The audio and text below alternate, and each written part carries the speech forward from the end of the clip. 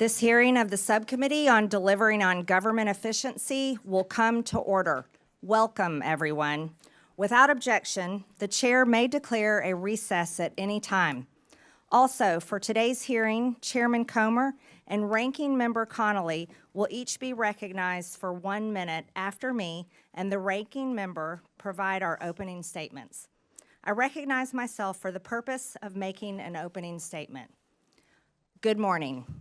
Today, we begin the first hearing on the Oversight Subcommittee on DOGE.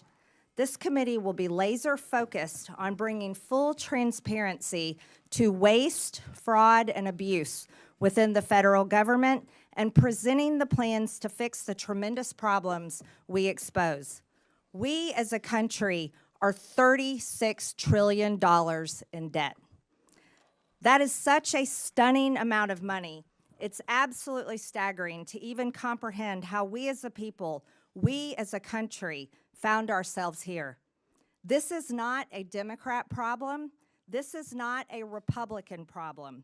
This is an American problem.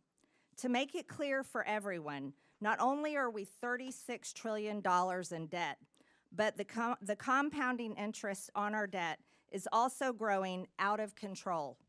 Even if we decided to defund the entire federal government, we cannot escape our debt and the compounding interest owed on our debt, which grows bigger and bigger every year.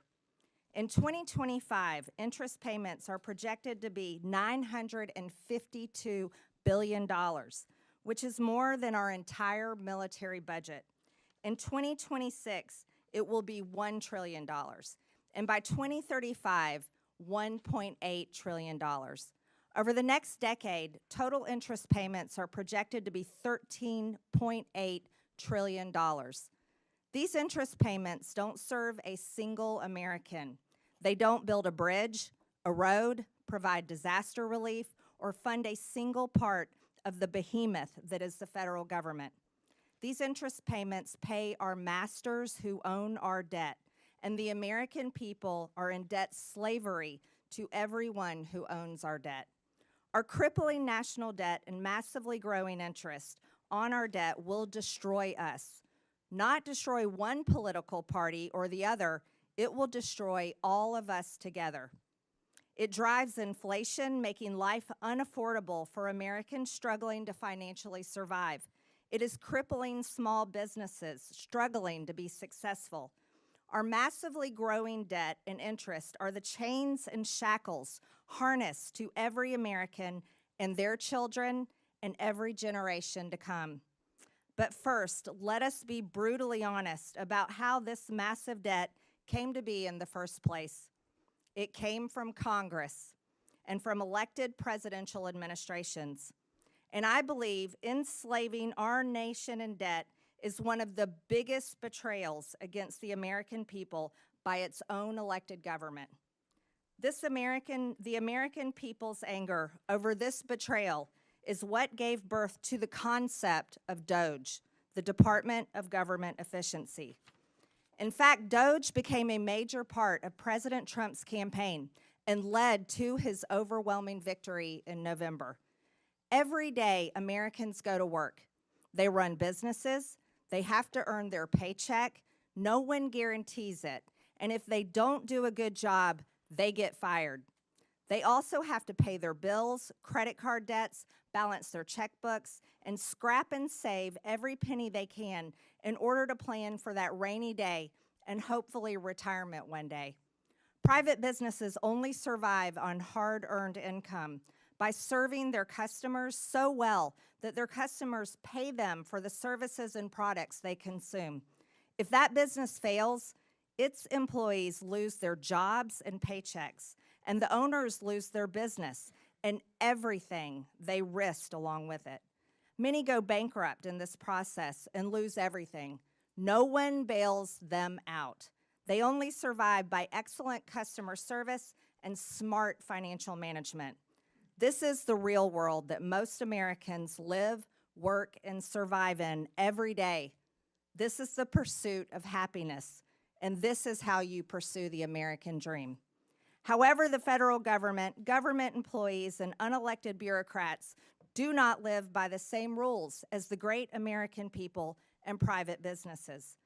The federal government's income is the American people's hard-earned tax dollars, their literal blood, sweat, and tears. And taxes are collected by law at gunpoint. Don't pay your taxes and you go to jail.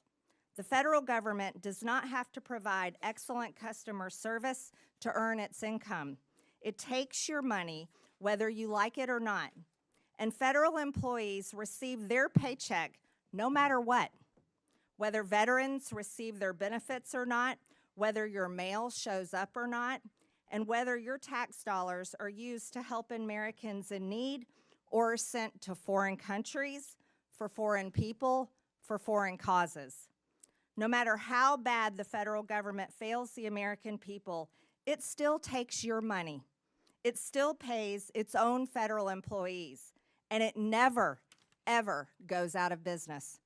There are no consequences for bad customer service, total failure, and for enslaving the American people against their will in the ever-growing and future all-consuming national debt. Congress has a dismal approval rating that ranges between 12 and 20%. I don't blame the American people one bit for their sentiment and disgust.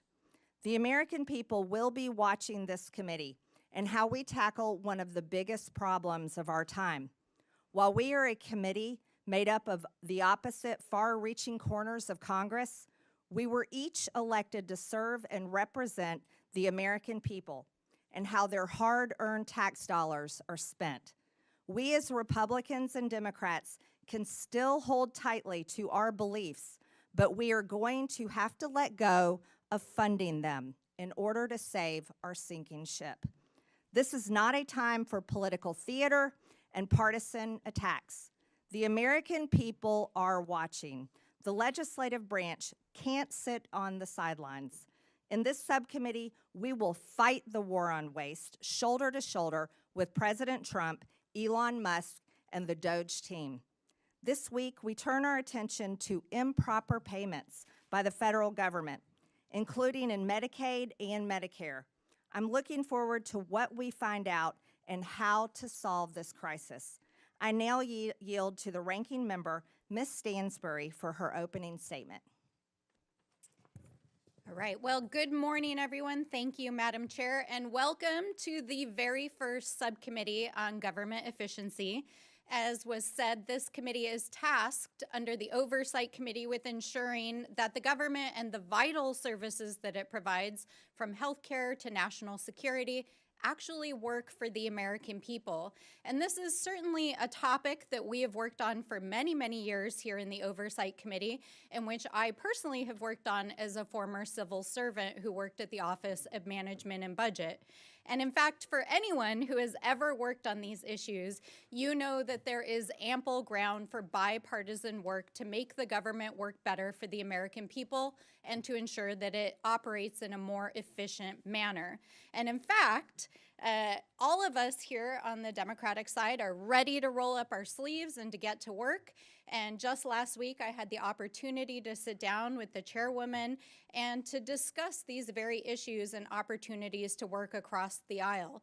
And like the chairwoman who shared some of her background with me, I grew up in a working family. I grew up working for small mom and pop family businesses and understand the necessity of balancing the books, making sure we can deliver, and fiscal responsibility. And that's why today's hearing is focused on making sure that the federal government is doing what it's supposed to and digging into the more than $236 billion in improper payments that we see going out the door every single year. And we need to get to the bottom of that. And we need to make sure that we're putting into place rigorous oversight and controls to prevent fraud and abuse, and of course, to go after bad actors. And that is why myself and the Oversight Ranking Member Connolly and other Democratic members of the committee sent a set of bipartisan ideas that we'd like to work on together that would root out waste, fraud, and abuse and modernize and streamline how our agencies deliver vital programs for the American people. These are programs that are important for our seniors and our families and healthcare and the education system, and we need bipartisan solutions to get across the finish line. And we've been trying over the last several years to get these ideas out of this committee, but unfortunately, the committee's priorities have been elsewhere under the current majority. So I hope we can fix that this Congress. But we can't just sit here today and pretend like everything is normal and that this is just another hearing on government efficiency. I mean, all you have to do is look across this room and see that it is not a normal hearing. Because while we're sitting here, Donald Trump and Elon Musk are recklessly and illegally dismantling the federal government, shuttering federal agencies, firing federal workers, withholding funds vital to the safety and well-being of our communities, and hacking our sensitive data systems.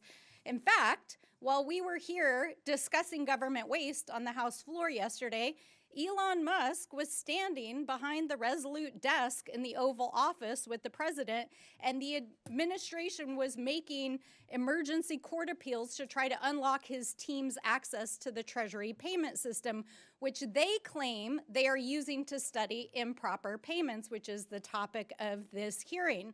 But here's the thing. The Treasury payment system, which includes Social Security information and bank accounts for millions of Americans and data that's critical to national security and the operation of the U.S. government, and payments that go out the door annually equal to almost a fifth of the U.S. economy, is not where the payment decisions are made, because that happens inside the agencies that are currently being dismantled. And the people who actually investigate waste, fraud, and abuse at these agencies are the inspector generals, who Donald Trump fired his first week in office in a midnight massacre. So we have to ask ourselves, what is really going on here? Why did Republicans block Elon Musk from appearing before this very committee last week? Why is the administration so eager to allow Elon Musk and his hackers to have access to proprietary and private information in the Treasury payment systems?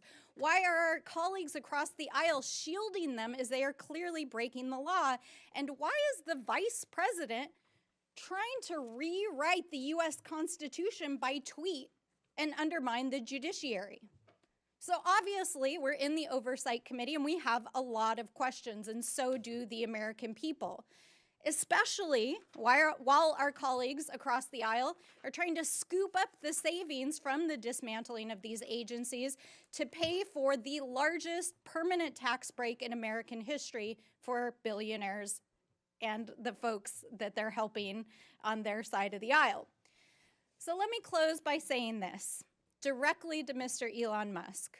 We are well aware that you are eager to engage with members of Congress on social media, but we're not here to play. If you have serious desire to engage in democracy and transparency, we welcome you to the Oversight Committee. Come and testify in front of the American people under oath, because we want to know what you're up to.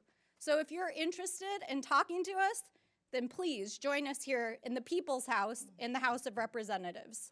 And with that, I yield back. The gentlelady yields. President Trump signed an executive order on his first day in office called Establishing and Implementing the President's Department of Government Efficiency. The EO simply renamed an office in the White House that was actually established by President Obama in 2014 called the U.S. Digital Service. President Trump can have Elon Musk into his Oval Office anytime he likes. I now recognize the chairman of the Oversight Committee, Chairman James Comer. Well, thank you, Chairwoman Greene, for holding today's hearing to launch a war on waste. President Trump won an electoral landslide with a clear mandate from the American people to eliminate Washington waste and stop the theft of American tax dollars. And he is delivering on his promise. President Trump has empowered Elon Musk and DOGE to conduct a government-wide audit to identify solutions to curb waste and protect tax dollars. That's exactly what the mission of this committee is supposed to be, and I'm glad that my colleagues on the other side of the aisle have found a newfound interest in waste, fraud, and abuse. With a staggering $37 trillion in national debt, we have no time to lose. A key place to start is improper payments. Since 2003, the government has lost $2.7 trillion because of improper payments. Fraudsters, organized criminals, hostile foreign actors, and even government employees have siphoned money away from those who truly qualify for assistance. For years, Republicans and Democrats on the Oversight Committee have condemned this waste. But now that DOGE is taking real action, Democrats are choosing to defend the bureaucracy and status quo instead of standing up for the American people. I want to thank Chairwoman Greene for holding this very important hearing, not only to expose the problems, but to find solutions. We stand with President Trump and DOGE in the fight to end waste, fraud, and abuse in Washington. With that, I yield back to Subcommittee Chairwoman Greene, and congratulations again, Chairwoman, on holding this first hearing of the DOGE Subcommittee. Thank you, Mr. Chairman. The gentleman yields back. I now recognize the ranking member on oversight, Mr. Connolly. Excuse me. Thank you, Madam Chair. And thank you for having this first hearing on DOGE. You know, improper payments is not a new subject. I remember joining Steve Lynch and then Todd Platts, Republican member from Pennsylvania, in my freshman year, talking about improper payments. At that time, improper payments were in the range of $35 billion a year.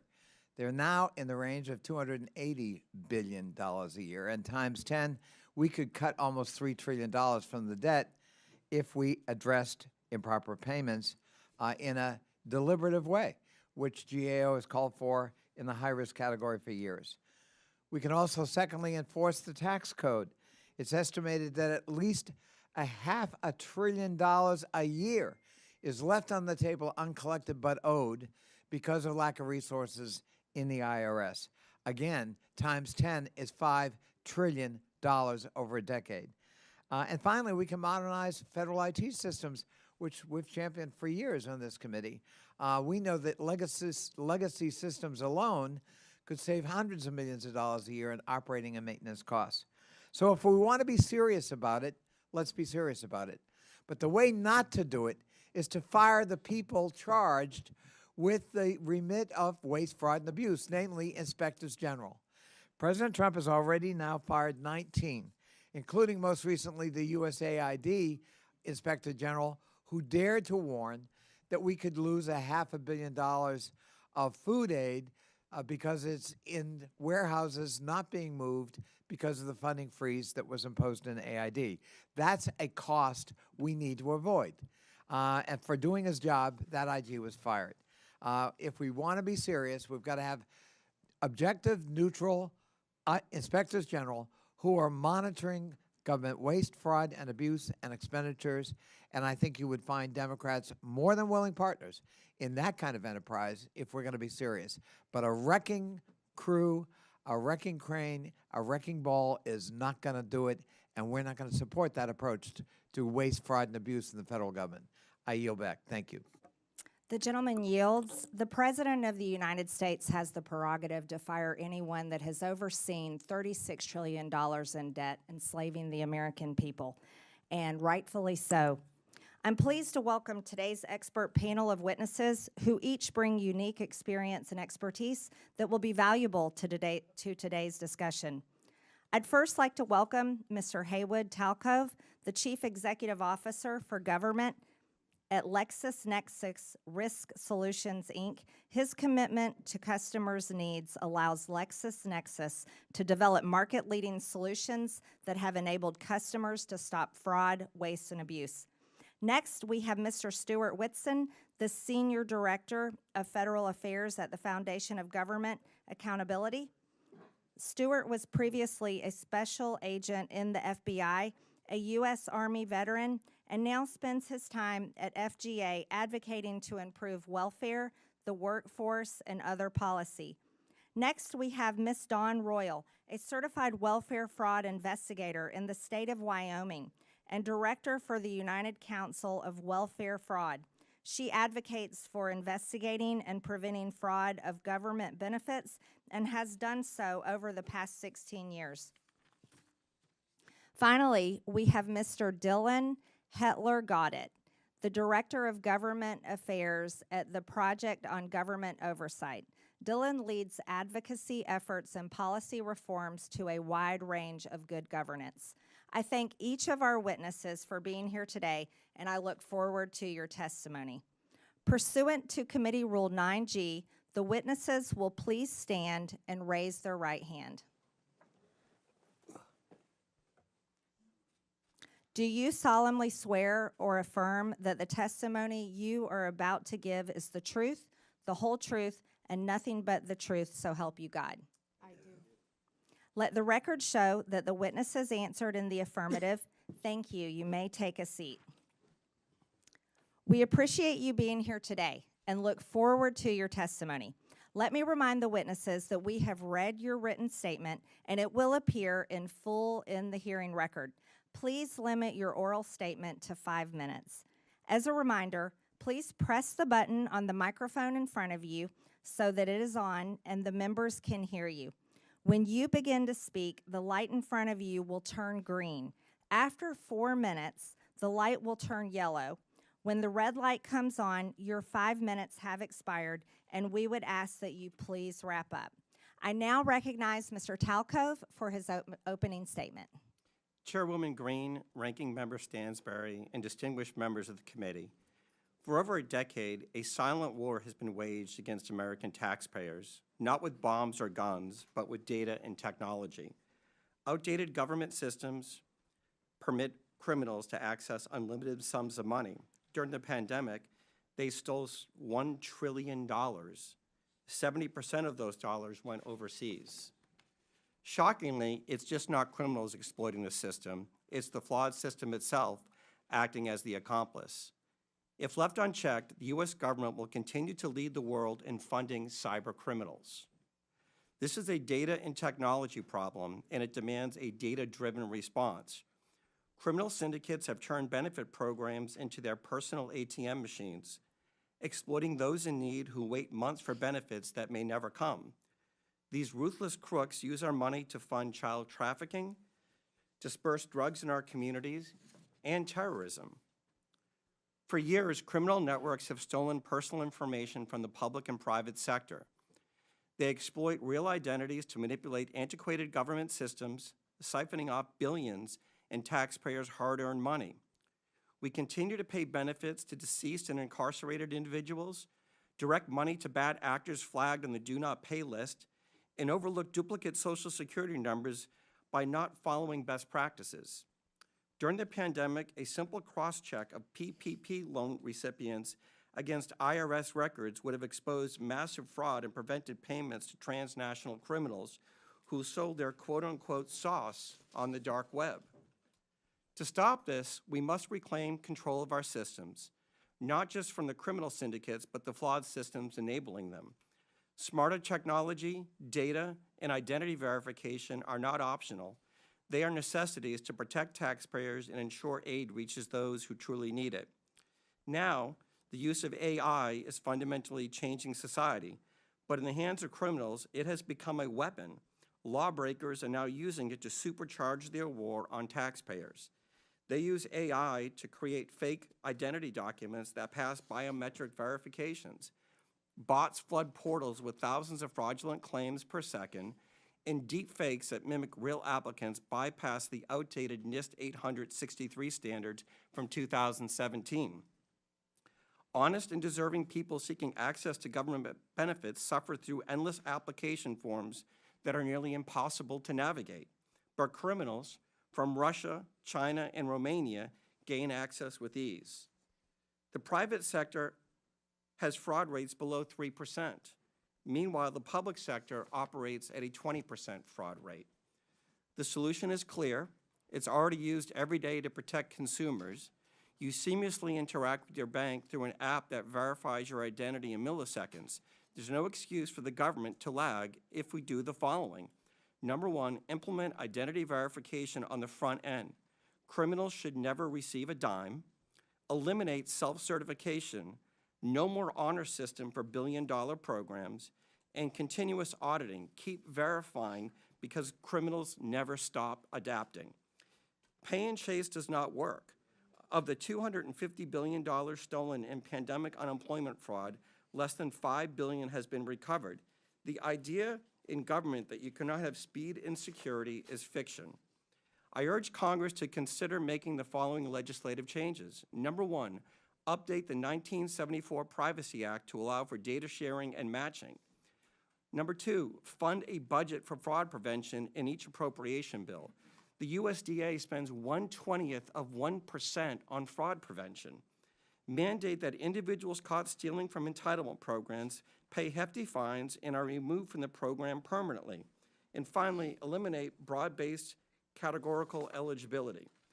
This committee has a choice: continue losing this war against criminal cartels and nation states, or fight back and save $1 trillion annually. Fraud prevention is not benefit prevention. It's the key to ensuring that every dollar reaches those who truly need it.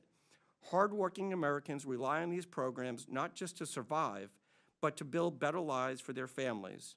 When criminals exploit the system, they just don't steal money, they steal opportunities. Stopping fraud isn't about denying benefits, it's about protecting them.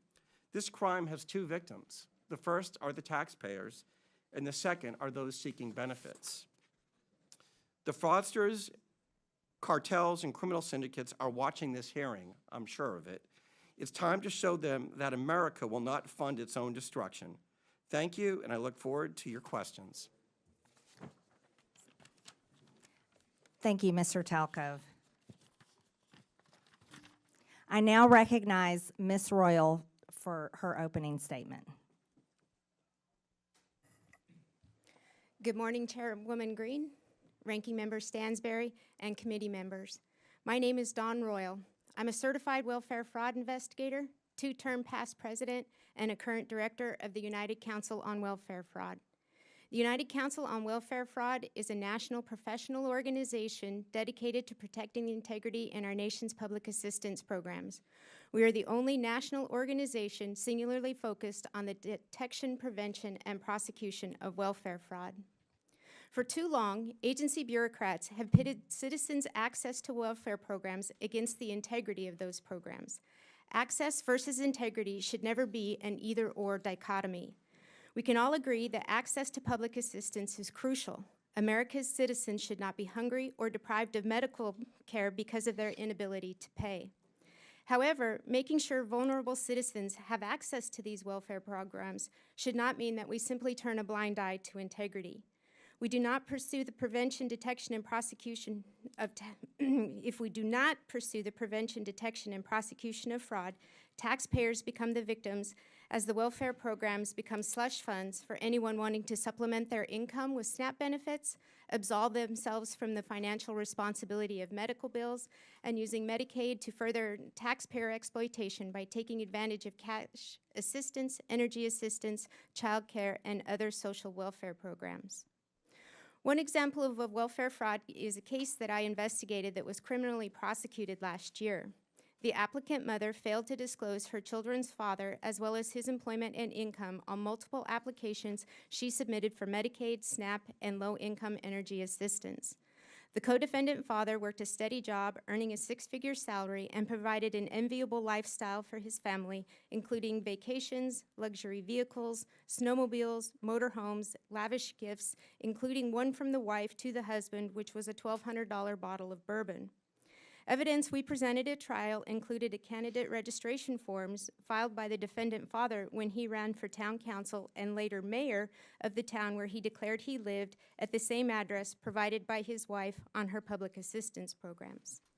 This was a case of greed, but it emphasizes how easy it was for these criminals to make false statements on applications in order to receive benefits from multiple programs that they were never eligible for. I could spend the rest of my day providing countless examples of how taxpayer-funded programs are exploited, and the message would be the same.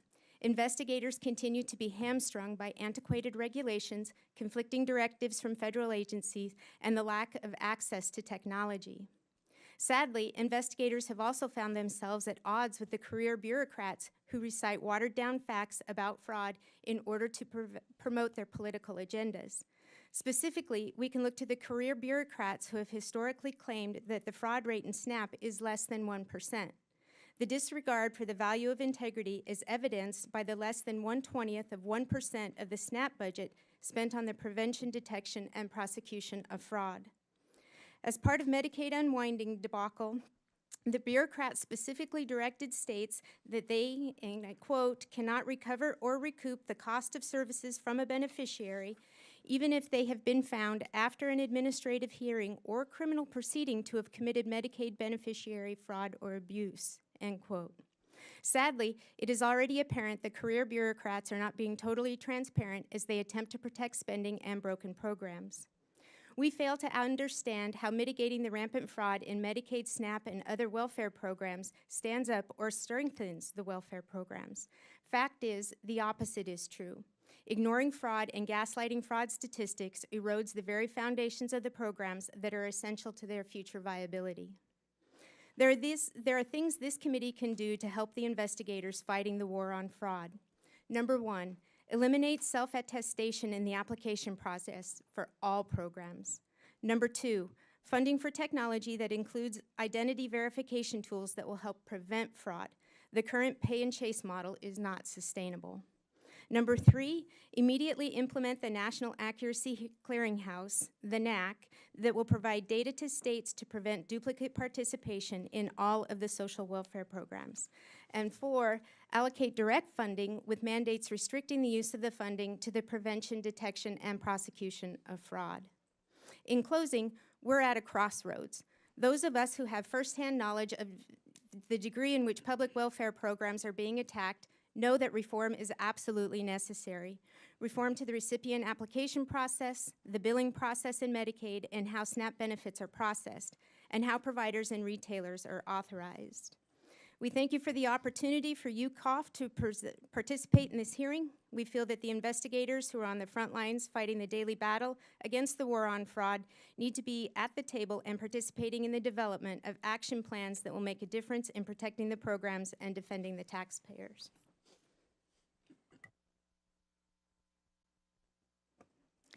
Thank you, Ms. Royal. I now recognize Mr. Whitson for his opening statement. Chairwoman Greene, Ranking Member Stansbury, members of the subcommittee, thank you for the opportunity to testify today. On the campaign trail, President Trump promised to take on the bloated bureaucracy in D.C., rebuild trust in the DOJ and the FBI, crack down on waste, fraud, and abuse, and restore common sense. And on day one, he started delivering on those promises with a wave of executive orders and the official launch of DOGE, which he, of course, tasked Elon Musk to lead. Already, DOGE efforts have brought to the public's attention countless examples of wasteful spending, including $59 million paid to luxury hotels in New York to house illegal immigrants, $1.5 million to advance DEI in Serbia's workplaces, $32,000 for a transgender comic book in Peru. The list goes on. But rather than applauding the work of DOGE, the left has launched a coordinated campaign to try to demonize Mr. Musk with the hope of shifting focus away from the disastrous waste, fraud, and abuse that occurred on Biden's watch. But guess what? It's not working. Because no matter what political party people hail from, the vast majority of Americans agree that $10 million worth of food funneled to Al-Qaeda was probably not the best use of taxpayer money. But there's another source, a key source of wasteful spending that DOGE and the subcommittee should set their sights on next, and that's Medicaid waste and fraud. While initially meant as a program for the truly needy, Medicaid has bloated into a massive welfare program for millions of able-bodied adults lured into the trap of government dependency. And as Medicaid has grown, so too has mismanagement. Today, more than $1 in $5 spent on Medicaid is improper. In Medicaid alone, fraud and mismanagement is on track to cost U.S. taxpayers, get this, more than $1 trillion over the next 10 years. When it comes to the problem of improper payments, the Medicaid program is the biggest culprit, encompassing nearly 1/3 of all federal improper payments. And more than 80% of Medicaid improper payments are due to one thing: eligibility errors. If Congress wants to help President Trump address wasteful spending, then targeting eligibility errors in Medicaid should be one of your top priorities. Bottom line, to address this challenge, Congress can take 3 decisive actions. So first, Congress can strengthen the Medicaid program through legislative action. That would include repealing Biden's disastrous Medicaid streamlining rule, which ties the hands of states trying to remove ineligible enrollees. You can and should do this through reconciliation, and it will produce $164 billion in savings if you do. You can also strengthen verification requirements to ensure only eligible individuals receive benefits and ensure a nationwide NAC is implemented without delay. Second thing Congress can do is help President Trump's DOGE effort by ensuring that entrenched partisan bureaucrats don't stand in the way of reform. So Musk and his DOGE team have already found hundreds of billions of dollars funneled into wasteful, fraudulent, and flat-out insane projects. But they've only scratched the surface. If this much fraud has been exposed in just a few weeks, imagine what else is buried under layers of red tape and government excuses. But guess what? All of these insane projects have one thing in common. They were all approved and funded by unelected bureaucrats. And these and other entrenched bureaucrats are already pledging to fight against President Trump's efforts to improve government accountability and efficiency. Personnel is policy, and without competent staff to faithfully execute the president's agenda, the DOGE project will fail. And this is where Congress can help. Congress can support the president in carrying out his DOGE effort by making all executive branch employees at will, codifying the president's authority to fire unproductive or insubordinate agency employees as needed. At the same time, Congress can grant the president authority to permanently eliminate vacant positions and consolidate non-essential positions across agencies and departments to help promote efficiency and put the right people in the right seat. The third thing, Congress can make President Trump's DOGE cost-cutting and deregulatory reforms permanent by passing the REINS Act. And so there's only one big problem with the DOGE effort. Most of its work can be undone by a future president with a stroke of a pen. To make President Trump's DOGE reforms permanent, Congress must act. And the best way to do this is to pass the REINS Act. This would return Article 1 budgetary power of the purse to Congress while promoting deregulation. It would also help lock in the DOGE reforms and cement President Trump's legacy as the most consequential deregulatory and cost-cutting president in U.S. history. The American people are watching. It's time for Congress to act. Thank you, and I look forward to your questions. Thank you, Mr. Whitson. I now recognize Mr. Hetler Goddett for his opening statement. Thank you, Chairwoman Greene, Ranking Member Stansberry, and members of the subcommittee. My name is Dylan Hetler Goddett, and I am the Director of Government Affairs at the Project on Government Oversight, or POGO. I appreciate the opportunity to be with you here today to talk about the critical issue of bringing more accountability and transparency to federal spending, including rooting out waste, fraud, and abuse. Since our founding in 1981, POGO has been focused on promoting more accountability and rooting out wasteful spending and promoting efficiency, especially at the Department of Defense. We have a long and well-established track record on these issues, and we take a back when it comes to promoting a better and more effective government, which necessarily includes a federal government that is a good and responsible steward of taxpayer dollars. Let's take a moment to pause here to talk a little bit about terms that we're going to hear a lot today and the difference between them. Waste is different from fraud. Fraud is different from abuse, and abuse is different from both. When we talk about improper payments, they are a subset of those other three categories. But that doesn't tell us the whole picture either. Sometimes improper payments are a function of bad record keeping. Sometimes they are a function of outdated information technology systems. Sometimes they come about through human error, and sometimes they come about through negligence. There are a variety of reasons why improper payments happen. It just simply is not the case that improper payments are only a function of bad people doing bad things with bad intent. That doesn't mean we shouldn't focus on trying to mitigate improper payments, and that certainly doesn't mean that the American people should not be concerned with how their tax dollars are used.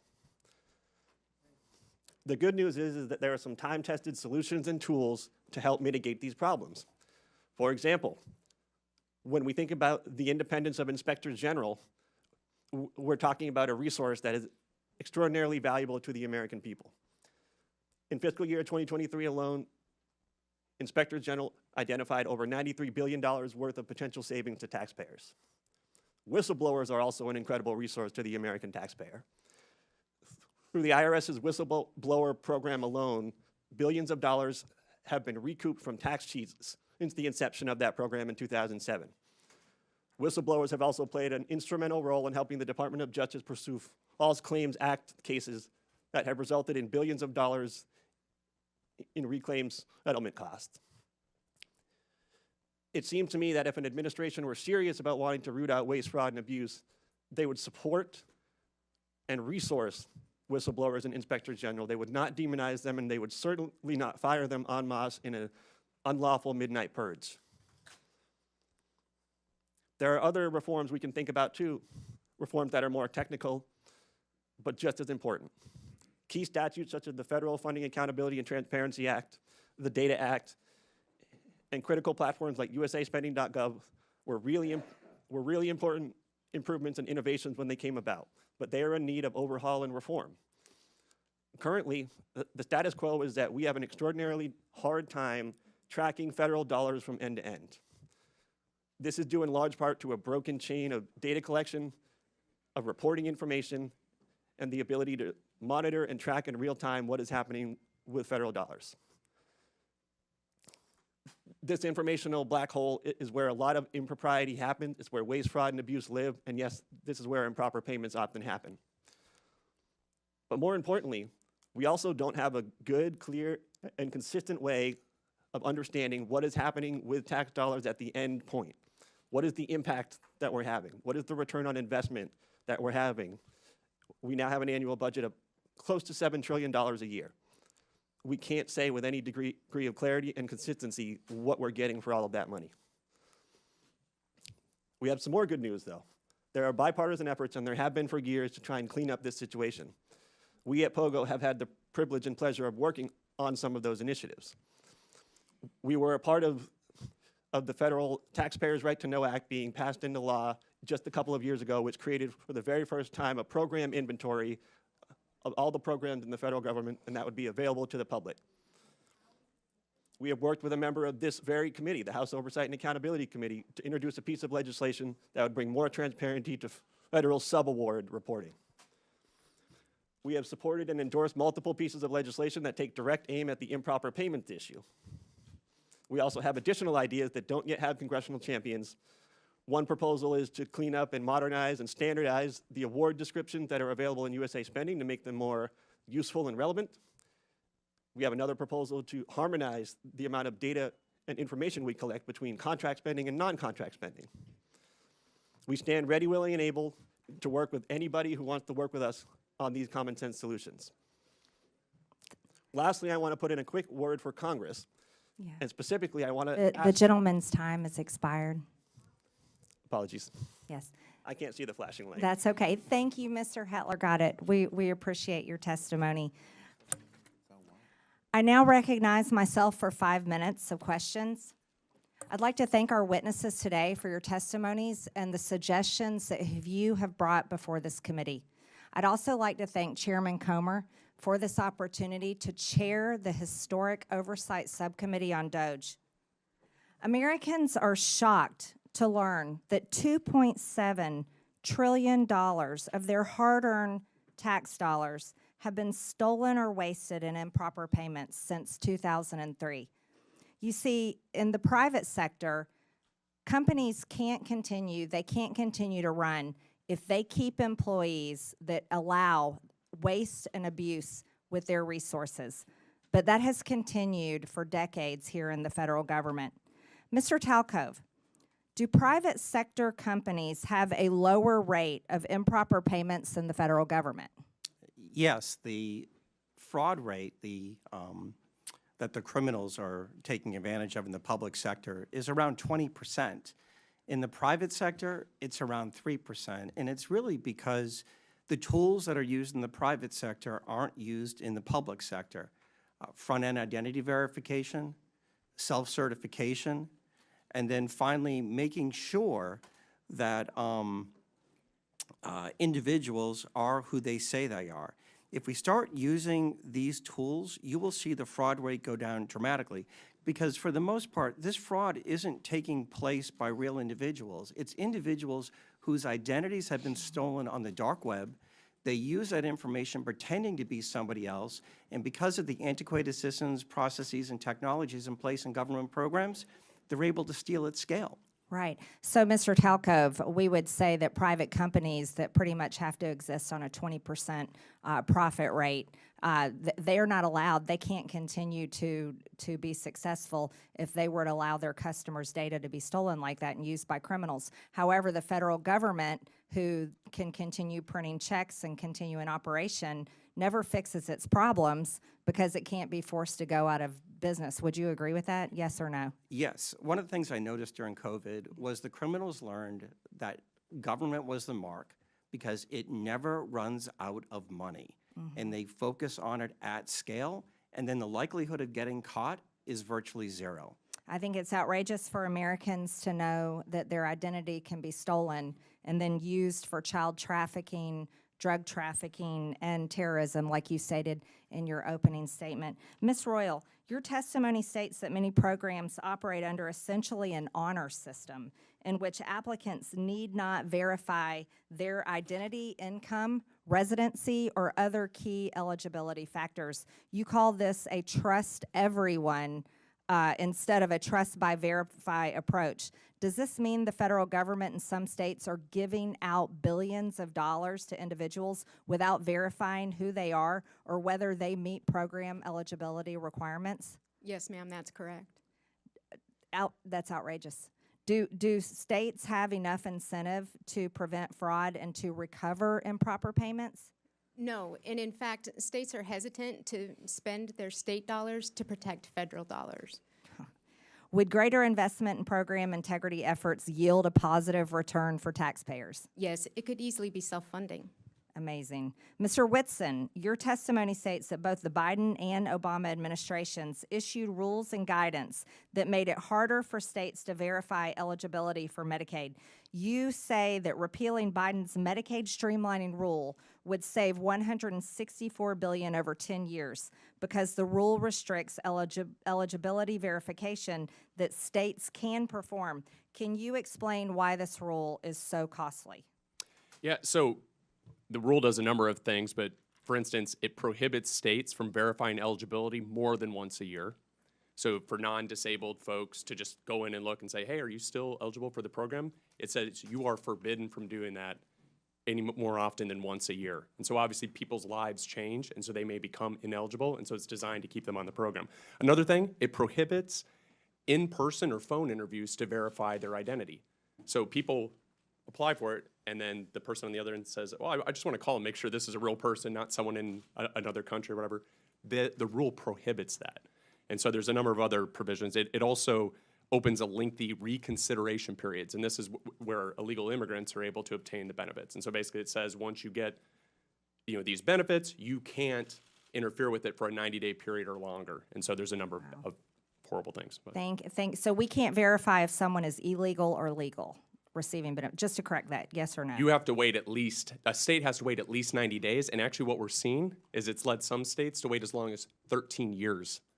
And so on the program. Unbelievable. My time has expired. Thank you very much. I now recognize Mr. Lynch from Massachusetts for 5 minutes. Thank you very much, Madam Chair. First of all, let me congratulate you and also Ms. Stansbury on your new positions.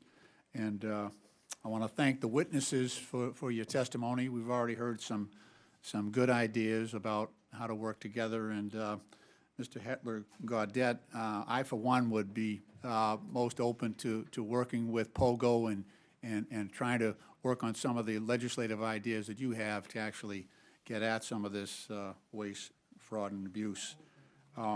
Since this is my first opportunity to speak in this new subcommittee as the representative for the 8th Congressional District in Massachusetts, I want to first of all make clear that my primary purpose in seeking appointment to this subcommittee is for the singular and sacred purpose to defend our democracy, which I believe is under attack in this country, and to uphold my oath to support and defend the Constitution against those who might secretly or openly seek its destruction. Make no mistake, this is a moment for representative democracy. This is a test of our resolve. In the coming days and weeks, we will all get to decide whether we stand with a couple of billionaires who, despite their own financial successes, still harbor such grievances in their hearts that after all that democracy has provided to them, they remain animated by the desire to dismantle this democratic government and to punch down at some of the weakest and most vulnerable in our society. Two men who clearly understand that the easiest way to incite large numbers of people is to use social media to exploit the dynamic forces of hatred and fear. Madam Chair, if we're going after waste, fraud, and abuse, let's start with abuse. Abuse of power.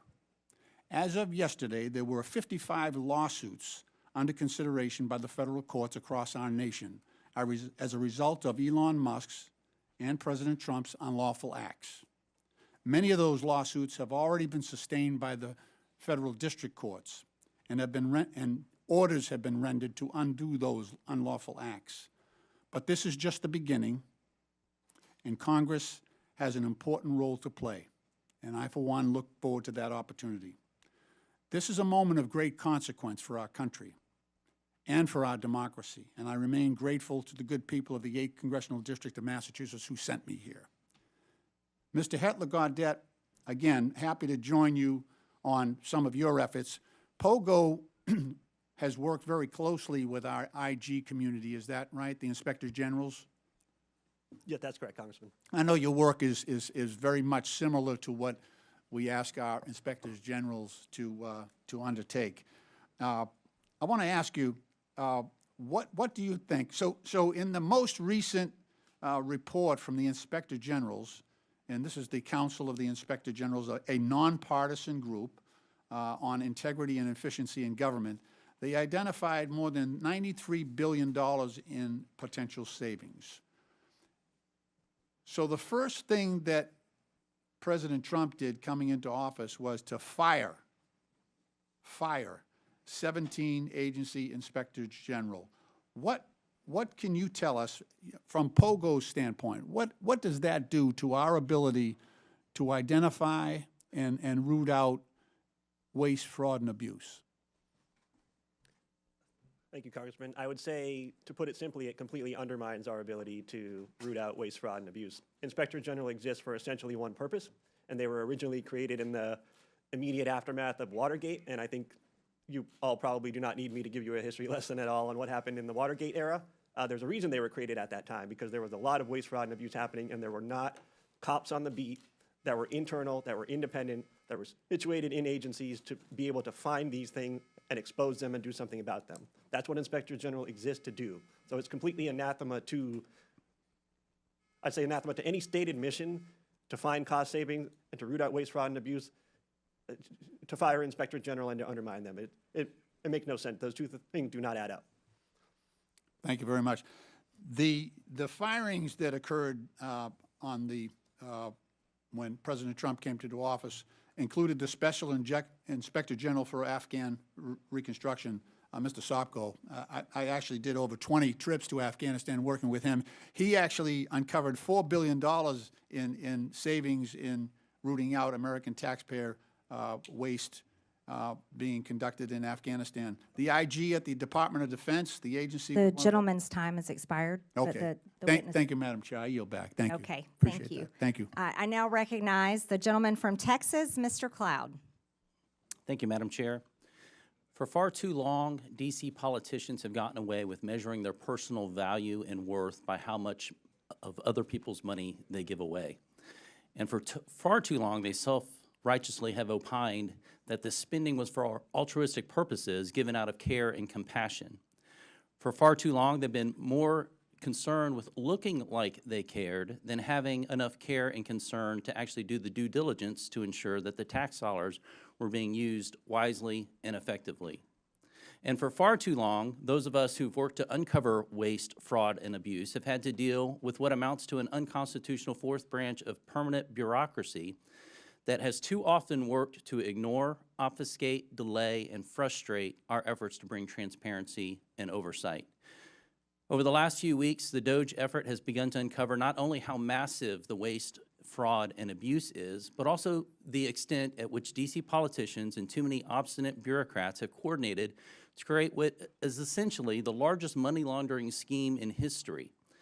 And while Americans have been working to make ends meet, They have been using taxpayer dollars to fund unnecessary, egregious, and even evil things here at home and around the world. Thankfully, in DOGE, we have a president bringing the leadership needed and a focused effort, along with the talent, technology, tools, and transparency to this waste, fraud, and abuse. And to those who would stand opposed to this effort, I would just point out, while it's understandable to find waste, fraud, and abuse that has grown and metastasized in this government even over decades, certainly accelerated over the last few years, to continue to protect it is corruption. I want to thank the chair for beginning this war on waste on this side of Pennsylvania Avenue and bringing together this committee. This effort is so important as we work to relieve the American people of this burden of waste, fraud, and abuse. Mr. Talcove, you mentioned in your written statement and talked about it in your statement at the beginning that this waste, fraud, and abuse is a national security threat. And certainly one of the challenges facing us that is a national security threat is our fiscal situation. And so we have got to find ways to find savings to the American people in order to bring confidence to the bond markets, to put our country on a fiscal footing, and to reverse the curse, so to speak, that we are placing on our children and our grandchildren. You mentioned a couple threats, though. You mentioned internal threats. You said that these cases involve government employees, individuals entrusted with administering benefits who, instead of using their positions to approve fraudulent claims, override security controls, or even sell sensitive claimant information for profit. Now, this is not every federal employee for sure, but within the context of people who are trying to give their best effort, we have an internal threat. But you also mentioned transnational fraud rings, terrorist organizations, nation states, North Korea, nuclear weapons programs funded by our tax dollars, China, Nigeria, Iran, Romania, Russia, not our friends necessarily that are being funded by taxpayer dollars. Could you give us some examples of how this is happening? God, yeah. So when you think about what happened during the pandemic, $1 trillion was stolen. 70% of that money went overseas. And I can give you some examples. In a Western state, they had more people applying for unemployment insurance benefits than they had individuals over 18. The people that were stealing the money from Romania were using it to facilitate other fraud schemes that include fentanyl, that include doing things to impact our democracy. On the insider threat, right, the first thing you have to say, and my dad was a public servant, is 99% of people that work in the public sector are honest, hardworking individuals.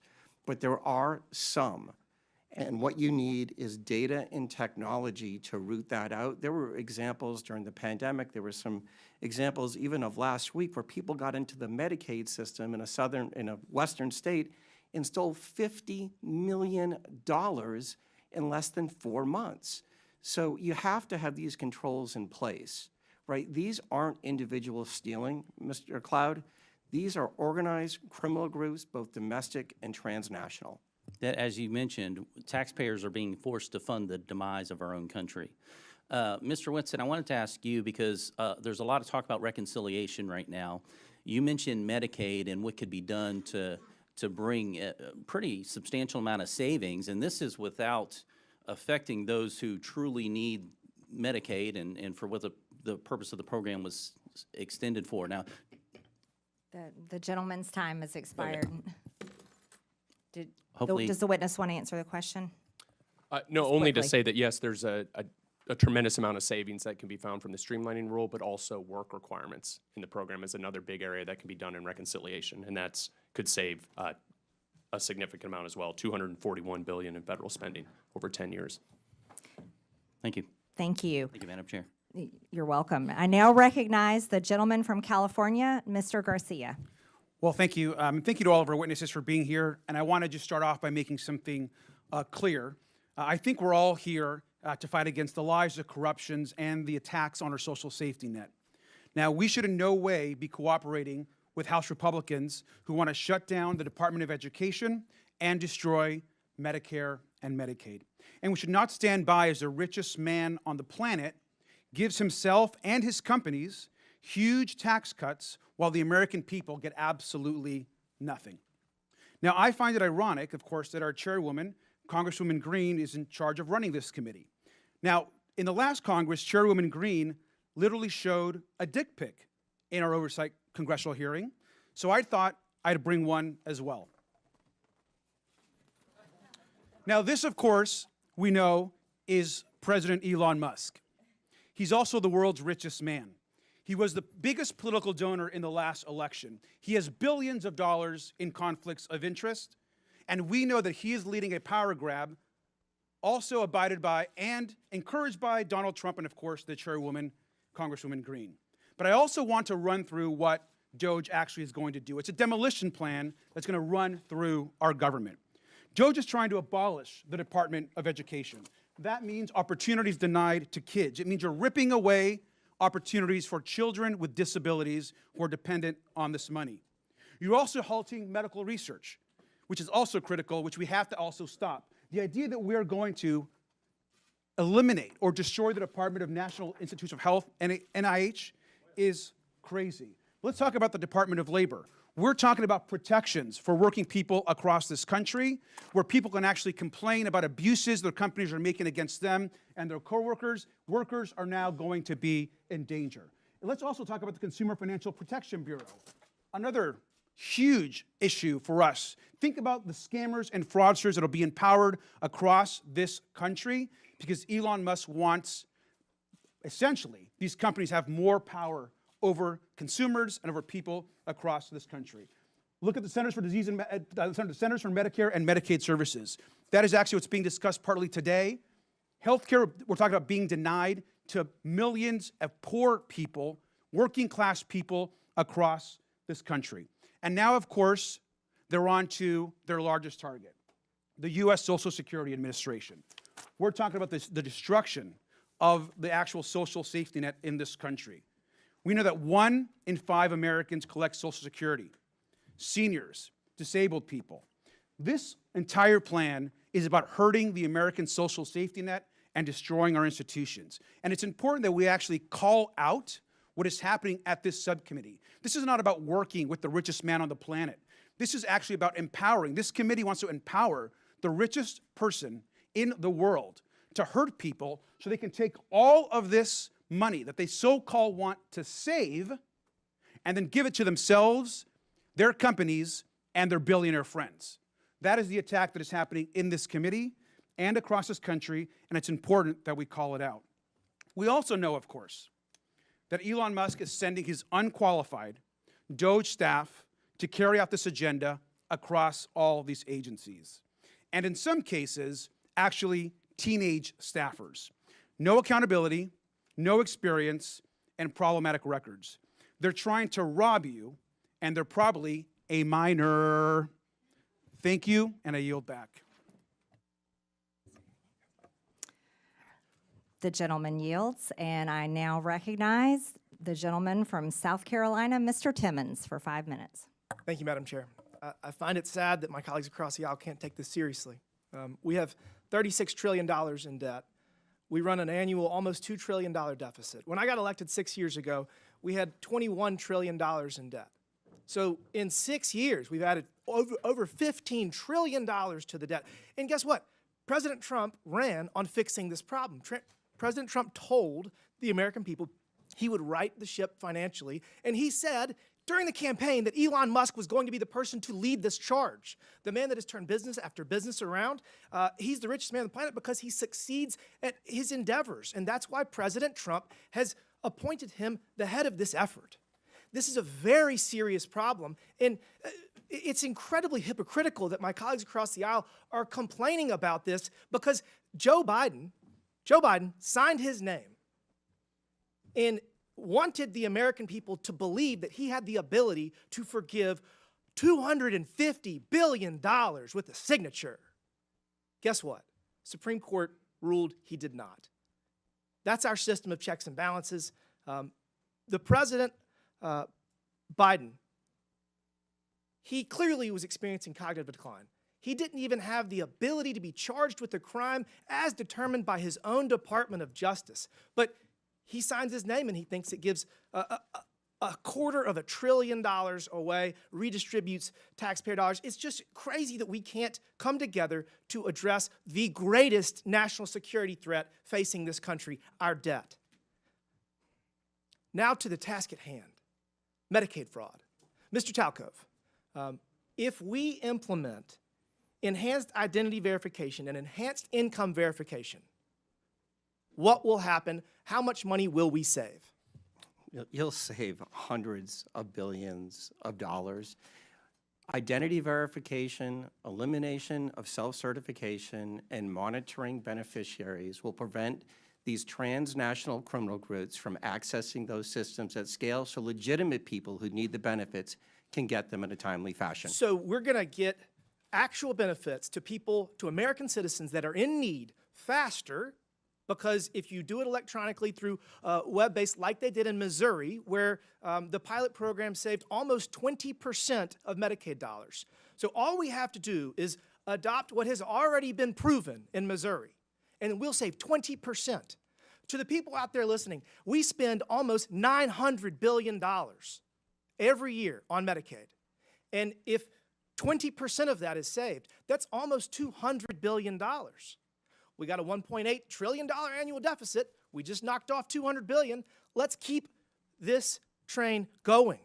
The fact that the Democrats are filing lawsuit after lawsuit to impede the efforts of President Trump to right our fiscal ship is unforgivable. It's unforgivable.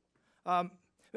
Talcove, you talked about pandemic fraud. I have a bill that would cause the IRS to share data with the Small Business Administration and the FBI and the Department of Justice that would show that you were ineligible for PPP loans and you got them. So I think that would save probably $100 billion. Do you think that we should go back and take money away from people that fraudulently got COVID money? During the pandemic, the PPP program was a virtual buffet for fraudsters, and it was because of that 1974 Privacy Act, where data sharing and matching is virtually impossible. Congress needs to change that. But we can do it retroactively. We can do it retroactively. We can find the people that stole this money, hold them accountable, probably get some of the money back. So I already have that bill filed. That bill, I think, would probably get $100 billion. So now we got enhanced identity verification, enhanced income verification that has been proven in Missouri. It does work. So I'm working on that bill. We're going to drop it soon. That's $200 billion. There's a competition in Congress. I think we should have a competition on this committee. I got $300 billion in savings proposed. We got to all pull our weight because we have such a massive problem right now. But I would just ask my colleagues across the aisle to get out of the way if you don't want to help. If you don't want to help right the fiscal ship in this country, get out of the way. Stop filing lawsuit after lawsuit. We do not have the financial ability to continue down this path, and we're going to save this country with or without you. You can kick and scream all the way, or you can get out of the way. I prefer the former. Thank you, Madam Chair. The gentleman yields. I now recognize the gentleman from Texas, Mr. Kassar. This subcommittee is supposedly about looking into waste, fraud, and abuse. So I'd like to start talking about independent inspector generals who are supposed to be looking into waste, fraud, and abuse. Mr. Talcove, do you know how many inspector generals at agencies that were investigating Elon Musk's companies have been fired by the Trump-Musk administration? No.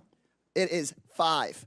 Ms. Royal, the Inspector General of the Department of Labor had 17 open investigations into Tesla and SpaceX. Do you know what the Trump-Musk administration did to that Inspector General? No. They fired him, and I think you all know. Mr. Whitson, the Inspector General of the Department of Transportation was investigating Tesla. Do you know what the Trump-Musk administration did to that Inspector General? No. They were fired. The Department of Defense's Inspector General was looking into SpaceX. Mr. Hedler, do you know what the Trump-Musk administration did to that Inspector General? I believe he was fired. Thank you. I think everybody on the panel knows what the answer to these questions were. The U.S. Department of Agriculture Inspector General was investigating Musk's Neuralink. Mr. Talcove, now I'll ask you again under oath, do you know what Mr. Trump did to that Inspector General that was looking into one of Musk's companies? No. He was fired. The Inspector General at the EPA was repeatedly taking on Tesla. Mr. Hedler, since it seems that you're answering the questions that everyone knows the answer to, do you know what the Trump-Musk administration did to that Inspector General? I believe he was also fired. Also fired. At least 5 Inspector Generals that were looking into Elon Musk's companies were fired by the Trump-Musk administration. These Inspector Generals, who are independent, protected by law, they are the people that find the waste, fraud, and abuse and found many of the cases of waste, fraud, and abuse that have been brought up today, fired because they were looking into Elon Musk. At the NLRB, the National Labor Relations Board, which is supposed to protect workers from getting their unions busted by folks like Elon Musk, made functionally broken by the so-called Department of Government Efficiency that really is the Department of Government Efficiency for Elon Musk, not for you. They are trying to shut down the Department of Education, the Department of Labor. You know what Elon Musk doesn't seem to be looking into? His own contracts. Again, I'll ask you, Mr. Talcove, do you know how much money a day Mr. Musk will receive from the federal government for his contracts? No. The answer is $8 million a day. Just last year, Elon Musk was promised $3 billion from close to 100 contracts with the federal government. Ms. Royal, do you know how much the average person in this country who survives on Social Security, one of our seniors who's worked their entire life, about how much they have to survive on a day? I do not. $65 a day. We're not looking into Elon Musk's $8 million a day. This subcommittee, chaired by Marjorie Taylor Greene and the House Republicans, is looking into your grandmother's $65 a day. Let me be clear. I think we would all support taxpayer savings, look into money we might needlessly send to billionaires and big corporations, find taxpayer savings, and send it back to your hardworking family. But instead, what House Republicans and the Trump-Musk administration want to do is they want to look into your kids' lunch money, your kids' teacher's salary, into your grandparents' Social Security. They want to take that money and give it out in billionaire tax cuts, and they're talking about that in committee tomorrow. In Budget Committee tomorrow, they just released their plan. So let me be clear. When Republicans talk about government efficiency in this Congress, they're not looking into billionaires who don't pay their taxes. They're not looking into billionaires who get rich off of government contracts. They're not looking into Elon Musk firing watchdogs who are supposed to keep him accountable. They're looking at cutting your public schools. They're going straight for your Social Security. They're coming straight for cancer research. They're coming straight for the Department of Education. They're not looking at big tech. They're not looking at big pharma because those people fund their campaigns. If this committee were serious about rooting out waste from our federal government, then today's whole hearing would be about how Musk and Donald Trump are firing the independent watchdogs who've done this work for decades. Instead, my Republican colleagues' actual goal on this committee is to distract from Trump and from Musk's corrupt war on accountability. This will not be a subcommittee dedicated to making government efficient for everyday people. It's about helping Elon Musk and Donald Trump be as efficient as possible in robbing our government and handing out our government services to the rich. So this seems that this subcommittee is just going to be like the agency it's named after. The gentleman's a sham, time has expired. a total sham. The American people are $36 trillion in debt. It certainly seems reasonable that someone has been fired. I now recognize the gentleman from Tennessee. You're going to put us Mr. further in debt Burchett. with your billionaire You're tax not cuts. recognized. Mr. Burchett, you're recognized for 5 minutes. Thank you, Chair Lady. The gravy train for a lot of these folks, it's been on biscuit wheels, and it's about to run off the dadgum tracks, and it's about time. Could you imagine standing up here and defending waste, fraud, and abuse? But I think that's what we're seeing. When people squeal and don't ask questions, I think it shows the American public what the heck's going on. And that little gravy train is getting ready to run out. The spigot is getting ready to be turned off. Mr. Talcove, that's correct how you say your name, brother? Yes, sir. All right. How can the federal government improve identity verification for these entitlement programs? Yeah, it's doing what the private sector does every single day, whether you use your bank, you go to Amazon, using those tools and moving away from some of the dated compliance standards that the federal government uses, NIST, IAL, 863. 2017, before there was anything called deepfakes and generative AI tools. I was informed that PayPal has never been, they've never been able to crack into that and steal people's vital information. Are they using those systems that you would be favorable towards that government seems to be shying away from? Yes, sir. And describe that, how that works. They're systems that are based on encryption. They use technology and they use data to validate you are who you say you are. The people that are stealing right now, I believe a lot of them are actually ghosts from China, Russia, Nigeria, and Romania. I read a report today that North Korea was involved in this, in some of that as well. They are. And those people are our enemies. Again, they'll hate us for free. We don't have to give them taxpayer money. And are there loopholes that can be closed to avoid these improper payments? And I wish you'd describe those to me. The biggest, most important thing, particularly in the benefit program space, is the use of self-certification. As Mr. Timmons noted, the state of Missouri is using a solution called Steady IQ to validate wages and wealth. You cannot allow individuals to provide the information based upon what they think. It has to be based on what you know, and that will stop the ghosts from using people's identities to steal money from U.S. taxpayers. How much money do you calculate is wasted due to waste, fraud, and abuse in the entitlement programs each year? Yeah. My number right now between federal, state, and local government is you can save $1 trillion a year by simply putting in front-end identity verification, eliminating self-certification, and monitoring the back end of the programs that are providing the benefits. Those three things. You said you could eliminate that, but there are others you feel like some more low-hanging fruit? I would start with those three things because they're simple.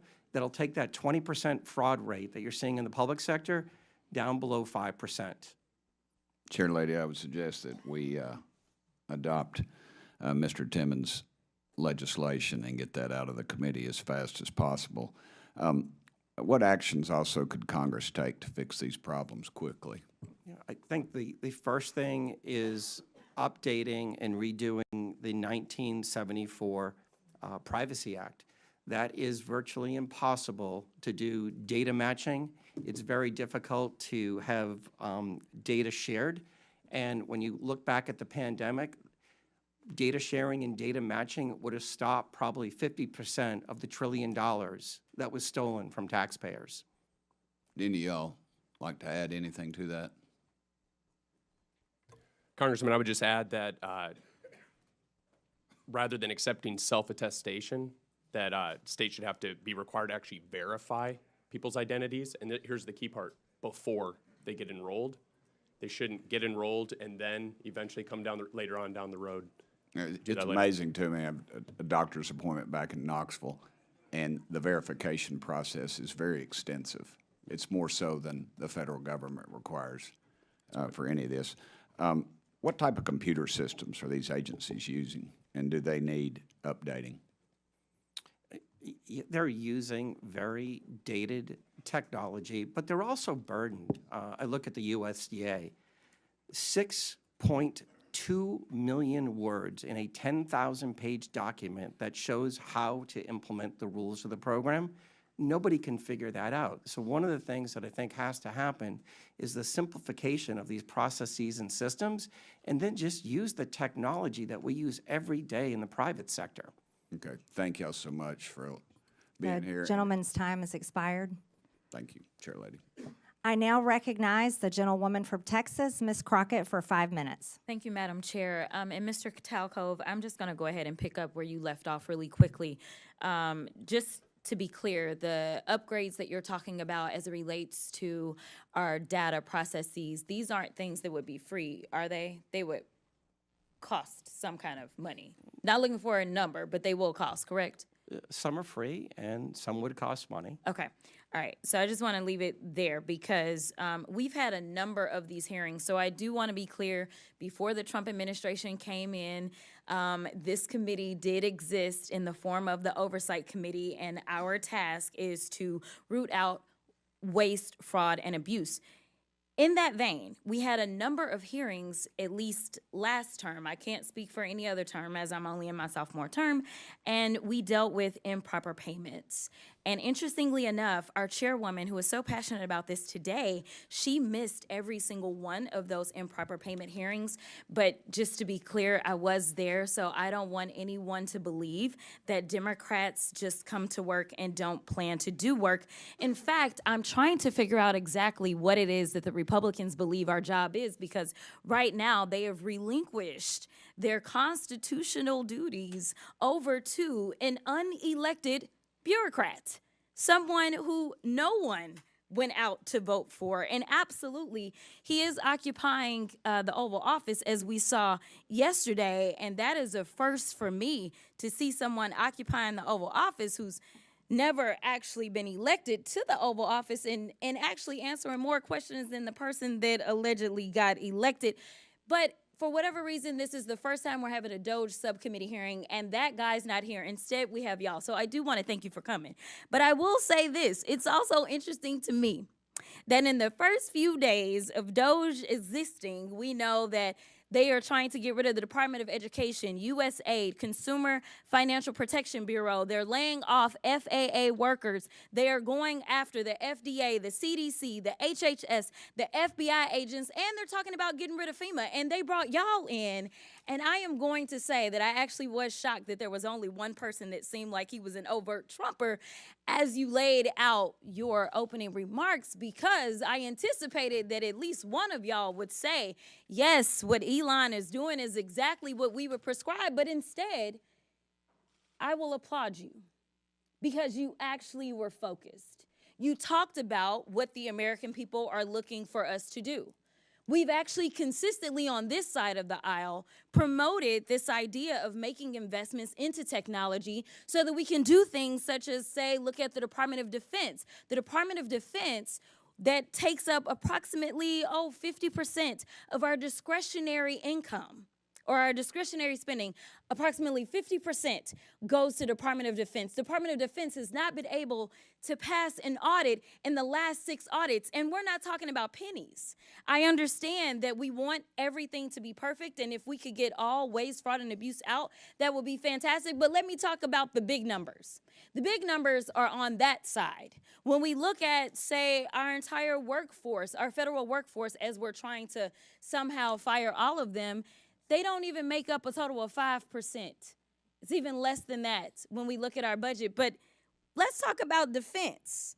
That just happens to be the same side of the ledger that Mr. Musk gets the vast majority of his money from. In fact, at the same time that they were unlawfully, and we will stay in court, because on this side, we believe in law and order. We believe in, a number of us are actually lawyers, but nevertheless, we understand the Constitution. We believe in that as well. And so there's things such as, impoundment, right? Because as Mr. Whitson said, he said, we need to return the power of the purse to Congress. It never left. According to the Constitution, that's where it's at.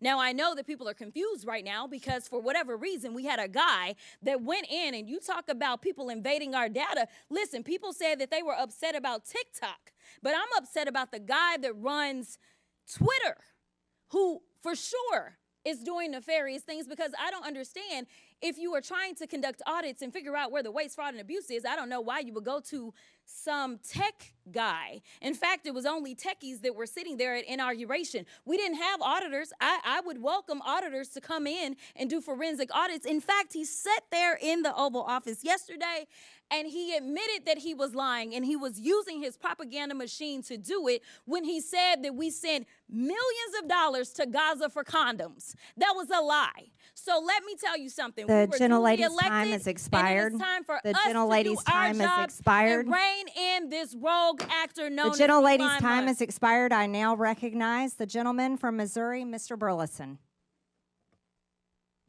Thank you, Madam Chair. I just want to speak frankly at first to the American people. We're nearing $37 trillion in national debt. What does that mean? That means that each and every U.S. taxpayer owes over $323,000. Okay, what does that mean? That means when the EPIC, which is the Economic Policy Innovation Center, says we have 18 trillion left. That's it, 18 trillion left to take out, and we're spending $2 trillion in debt every year.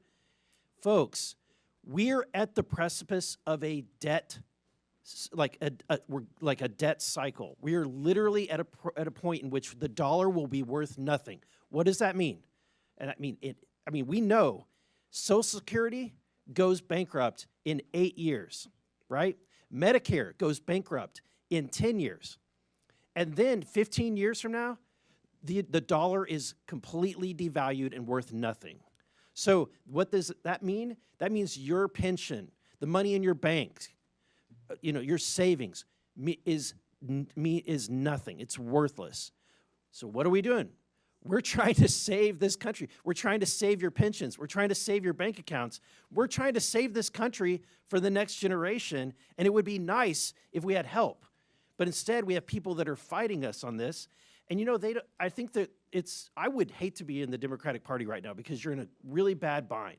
You're having to defend all of this crazy spending, all of this crazy waste. So how do you do it? You do ad hominem attacks. You attack the messenger. Oh, Elon Musk, right? He's rich. He must be evil, right? That's the attacks. Really, you can't do any better than that, right? Let's talk on the policy. Help us. We're trying to save this country. And Elon Musk, who's making no money doing this, is trying to save this country. Why? Because he has invested in the United States of America more than anybody, right? So I think that we should embrace it. In fact, not a single company, governor of any state would ever turn down Elon Musk and his team of DOGE from coming in and providing free services to right the course and financially in any state or organization. It's ridiculous that we would demonize someone that loves this country so much.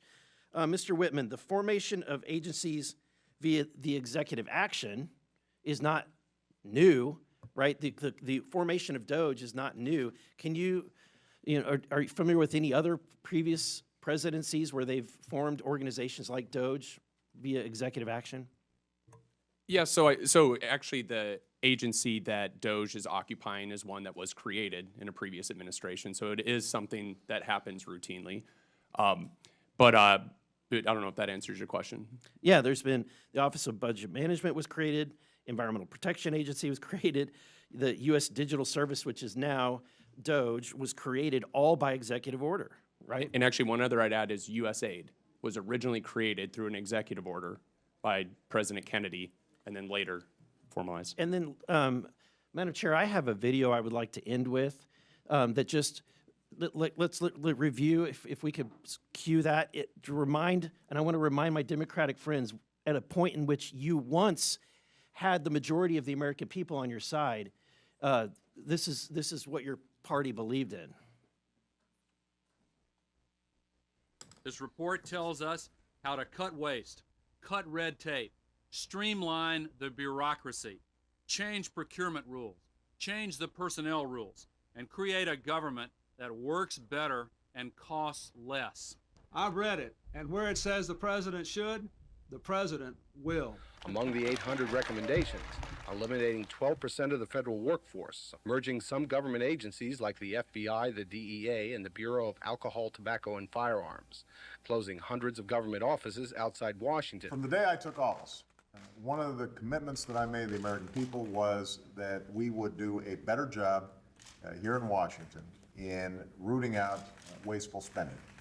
We thought that it was entirely appropriate for our governments and our agencies to try to root out waste, large and small, in a systematic way. It means cutting some programs that I think are worthy, but we may not be able to afford right now. A lot of the action is in Congress and legislative, but in the meantime, we don't need to wait for Congress in order to do something about wasteful spending that's out there. We haven't seen as much action out of Congress as we'd like, and that's why we launched on our own initiative the campaign to cut waste. And we're going to keep on finding every possible way that we can do that, even if Congress is not acting. There you go. I think it speaks for itself. My time has expired. The gentleman's time has expired. Thank you. I now yield to the gentlewoman from the District of Columbia, Ms. Norton, for 5 minutes. Thank you.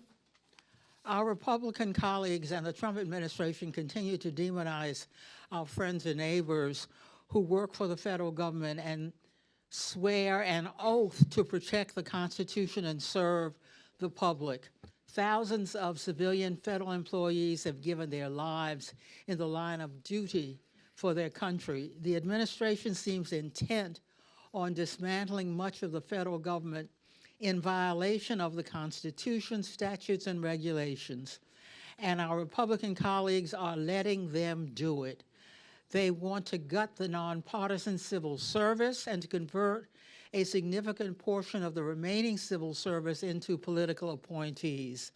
Depriving the federal government of employees' expertise and experience will harm the services that the government provides to all Americans. Mr. Hetler-Garlett, the administration is attempting to cause a mass exodus from our federal workforce. Will this increase or decrease waste, fraud, and abuse? Thank you, Delegate Norton. I think it's pretty clear that chaos is not the friend of efficiency. If you undermine the very functionality of the government, you're not going to make it more efficient. You're going to make it worse, and it's going to cost even more money to recoup or to fix things that go wrong in the interim. So again, I mentioned earlier that if you care about waste, fraud, and abuse, firing Inspector General doesn't add up. I think if you care about government being more efficient, I think intentionally creating chaos is the opposite of that. Well, Mr. Hetler-Garlett, do federal employees operate without oversight or rules and regulations? No, absolutely not. They are governed by plenty of rules and regulations, and when there are independent inspector general at the agency they're supposed to be at, they also have a cop on the beat making sure that they do so. I want to highlight some stories demonstrating exactly the kinds of federal workers the administration is trying to force out. How about Chris Mark at the Department of Labor, whose pioneering work on mine safety has reduced minor safety deaths from roof collapses to almost zero today? Or Jared Koopman at the Internal Revenue Service, who pioneered new methods for tracking criminal cybersecurity currency transactions that led to the rescue of 23 children from rape and assault, as well as the seizure of hundreds of millions of child abuse videos and 370 pedophile arrests. This work also prevented funding from going to terrorist groups. Or Ronald E. Walters, who manages the 155 national cemeteries around the country and tends to the resting places of almost 4 million veterans. These are just a few of the federal workers who serve Americans every day. The workers are wildland firefighters, border guards, doctors, nurses, food inspectors, air traffic controllers, and law enforcement that do their civic duty, often despite the fact that they could make such more in the private sector. Thank you, and I yield back.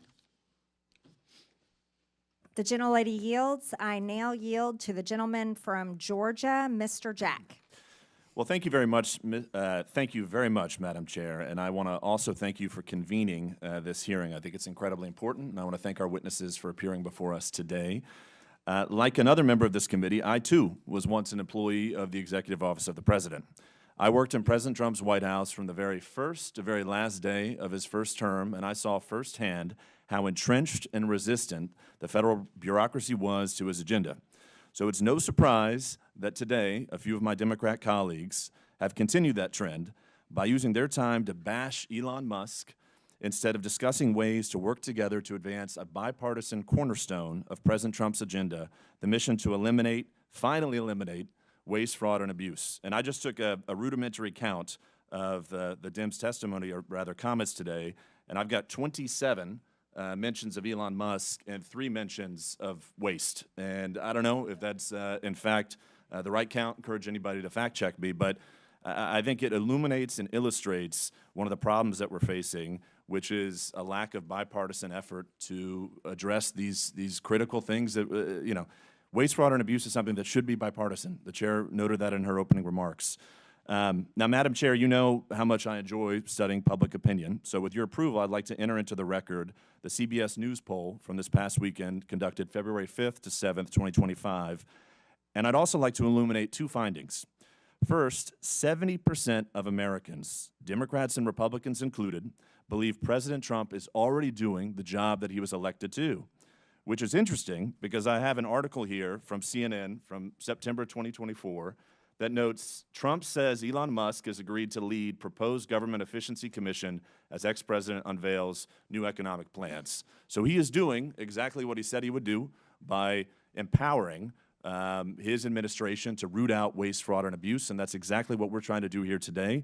I'd also like to note one interesting statistic from that. 62% of Americans want Democrats in Congress to work with us to advance the priorities that President Trump was elected to govern on. So I think those are 2 stats that I hope everyone pays attention to. But to ask questions of our witnesses, I'd first like to start with Mr. Talcove. You know, one of the things that I've found very interesting from your opening testimony is you talked, and I think you engaged with Mr. Burchett on the 1974 Privacy Act. And I had some interesting folks visit my office yesterday who noted that 1/3 of all prior authorizations are still done manually by phone, fax, or direct post mail. First off, would love your comments on that, and I'd also like for you to expound upon some of the solutions that we can deliver to this Congress in modernizing that 1974 Privacy Act. Yeah, these aren't people problems. These are technology problems. You can't process the number of individuals that are accessing our systems person by person. It just takes too much time. So by updating the 1974 Privacy Act and allowing for digital matching, you would have very quickly realized that a large portion of the PPP loan funds were going to the wrong person. You would have been quickly able to match, and I think the number was 20% were on the do not pay list. You can't expect people to do what a machine, and especially AI, can do today. Fair enough. Thank you very much for that. And if I can also ask Mr. Whitson, I think we share a common interest, which is to move departments and agencies outside of Washington, D.C. It's something that I campaigned on, something that I helped President Trump effectuate in his first administration. And I have to imagine that if we have departments and agencies outside of D.C., if we've got a workforce that's more reflective of the balance that America is, we at the same time, too, could potentially root out some of this waste, fraud, and abuse by enabling other Americans, other citizens of our country to help advance some of these issues. So would love your commentary on that before my time expires. No, I think you're exactly right, Congressman Jack. And so I think, you'd save a lot of taxpayer money. So building a headquarters in downtown D.C. versus Huntsville, Alabama, you're going to be able to save a lot of money. Number 2 is you're actually going to make life better for the employees as well. So that's a point that's also missed a lot, but commuting into D.C. versus being able to go somewhere else where it's a better cost of living and things like that might be better for the folks. And then lastly, these areas where you set up a headquarters are going to be populated by people that live in the area to fill the rank and file of staff positions. And so if you plant these federal agency headquarters in the heart of any area that's overwhelmingly one party or the other, then you're going to naturally get that sway versus something that's more representative of the people as a whole. Well, thank you very much, our witnesses. Mindful of my time, I want to finish before my time expires. I yield back to our chairwoman, Marjorie Taylor Greene. Thank you. And Chairwoman, I would like to ask for unanimous consent to enter something into the record.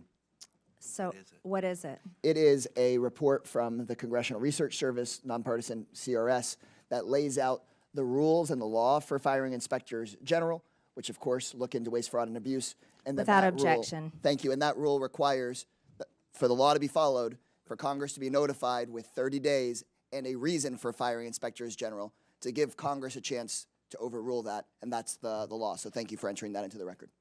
Madam Chair. Without objection, the materials Mr. Jack cited are also submitted for the record. I now recognize. Yes. Apologies. While we're on it, I'd also like to ask for unanimous consent to submit for the record 2 items. One is a statement from the AFL-CIO, Department of People who work for a living with views on working people to make the government work. And the second is a statement from the Center for Responsibility and Ethics in Washington on ways to combat waste, fraud, and abuse in the federal government. Without objection, so ordered. I now recognize the gentlelady from New Mexico and Ranking Member Ms. Stansbury for 5 minutes. All right, well, thank you, Madam Chairwoman, and thank you once again to all of our witnesses for being here to testify. Thank you to my colleagues. We are going to have so much fun in this committee, this Congress. I actually appreciate the video that was shown just a few moments ago because when I worked at the Office of Management and Budget, I actually worked on the waste EO that was referenced that President Obama signed. But there is one fundamental difference between the presidents and vice presidents that were shown on that video and what's happening today, and that is that they followed the law. So my colleagues across the aisle who are asking us to get out of the way and stop trying to block things in the courts, let me tell you, we do not work for an unelected billionaire like apparently this guy does. We work for the American people. And so if an unelected, unvetted individual private citizen is hacking our government systems, breaking the law, firing federal employees, dismantling statutorily created agencies, withholding funds, we are going to fight you in the courts. And I'm actually really sad that my dear friend Mr. Burchett left because I want to talk about that gravy train on biscuit wheels that he just talked about, because that gravy train is not the federal workforce, it's the billionaires that are trying to hack that system right now, and which unfortunately my colleagues right now are working on a reconciliation deal to cut Medicaid, to cut Medicare, and use that money to give to tax breaks to their billionaire buddies. That is the gravy train that is actually going on here. But because this is the Oversight Committee, let's do a little bit of oversight. For the last several weeks, I've been talking to Treasury and OMB officials to try to get to the bottom of why Elon Musk and his team are trying to hack the Treasury payment system, because this is a completely nonpartisan system that literally just pays the bills of the federal government. So why are they so eager to hack this system? And I have to say that over the last several weeks, we have literally received thousands of calls in every single congressional office. In fact, we know that our friends across the aisle are also receiving these calls because this system pays the bills of the U.S. government. It pays our soldiers. It pays for the work that we do overseas. It pays your Social Security benefits. It pays your tax refunds. So why is Elon Musk and his hackers trying to access that system? And why did a senior civil servant who had overseen this system for over 30 years get asked to stand down after a 25-year-old intern working for Elon Musk tried to get access to the code for that system? Now, thankfully, they were shut down in the court system, but Musk has installed, with the president's blessing, one of his Silicon Valley buddies, who I want to point out, in which the media has not paid a lot of attention to, is the CEO of a private IT company, including Citrix, that has millions of dollars in IT contracts with the federal government. And not only is he still operating as the installed DOGE person at Treasury, he's actively still the CEO of this private company. How is that even legal? Is it legal? I don't think it's legal because the federal court is trying to shut this down. We also know that that 25-year-old software engineer, in violation of the court order, was actually given access to modify the code. So what is going on here? And why is this such a threat to the American people? Why are thousands of people calling us? It's because of the size and the significance of these payments, because it is an invasion of the privacy and security of the American people, because it could threaten our ability as a country if there was a default in the debt ceiling, and because it contains highly classified information that our foreign adversaries are trying to cyber attack us regularly for. So why is a private citizen being given access to this system. We know they're trying to shut down payments. They're trying to shut down agencies. What's next? Are they going to shut down your Social Security payments? We don't know, because they have no oversight, and Elon Musk will not come in front of this committee. And in fact, the Treasury folks are saying this is the biggest insider threat they've ever seen in the history of the agency. So we are sounding the alarm, and no matter how many executive orders that Donald Trump signs or how many tweets that the VP sends, you cannot rewrite the Constitution, and we are going to hold you to account. I yield back. The gentlelady yields, and I now recognize, oh, yes. I have 3 documents I want to submit for the record. The What are first document is the Constitution, Article 2. I would like to submit that for the record. That clearly spells out the president's authority. I would also like to submit for the record 5 U.S. Code 3161, the employment compensation of employees, which clearly spells out his authority to create DOGE. And then I want to submit for the record the executive order that Trump issued on January 20th of 2025, establishing DOGE officially. Without objection, so ordered. I now recognize the gentleman from Texas, Mr. Gill, for 5 minutes.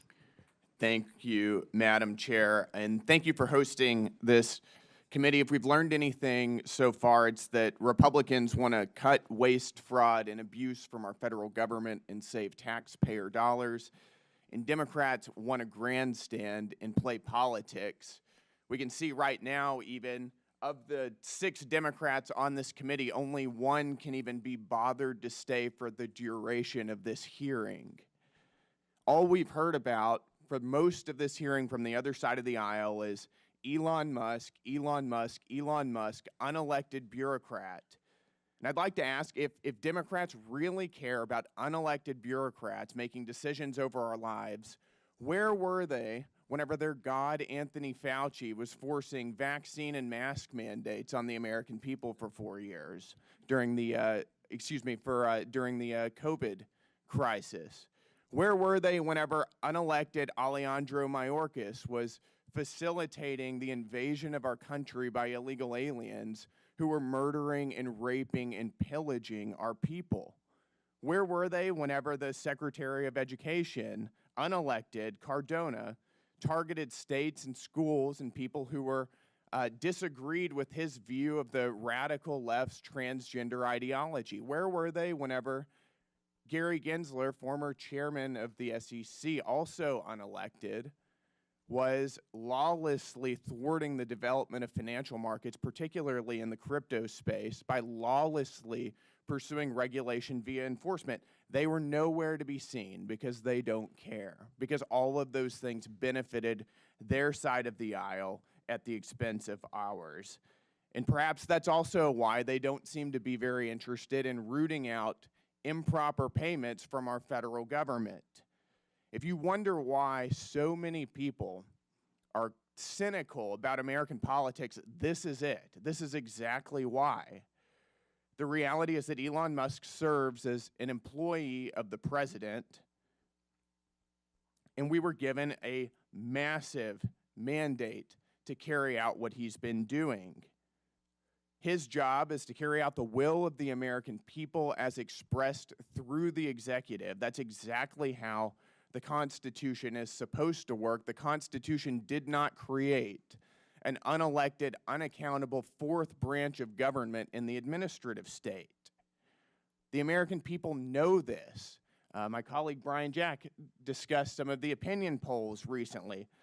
We are doing, and President Trump is doing, exactly what he was elected to do. And that's why he's polling at a 53% approval rating, higher than he was at any point during his first administration. Even Elon Musk and his DOGE efforts now are polling at a 49% approval rating, which, just to point out, is 16 points higher than President Biden was polling at whenever he finished his term in office. The Democrat Party has for decades systematically grown and weaponized the administrative state against the American people, and the American people have had enough of it. Right now, we're talking about $2.7 trillion in improper payments since 2003. We're uncovering what could be the biggest money laundering scandal in American history. And the other side of the aisle could care less. They have no concern about where this money went, to what entities it went, to what governments, to what people or groups. Nothing. All they want to talk about is Elon Musk incessantly. So it does make me wonder, if they don't care about where it's going, do they have an idea? Because what we've uncovered so far is that so much of the waste, fraud, and abuse of our federal government is actually funding their side of the aisle. It's funding media outlets that are running cover for Democrats routinely. The NPR, PBS, the BBC, Politico. It's going to fund left-wing NGOs that are facilitating the invasion of our country. It's going to fund left-wing transgender activism and sex changes all over the globe. This is money that's being used, taken from the American people and used against their interests.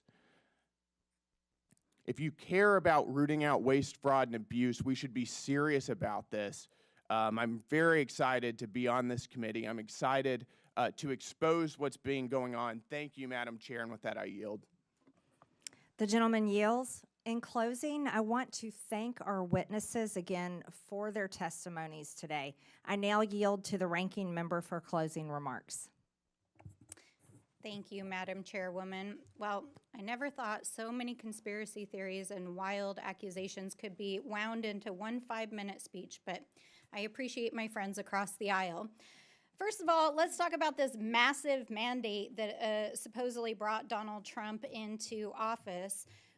Donald Trump did not run on putting an unelected billionaire in charge of dismantling the federal government.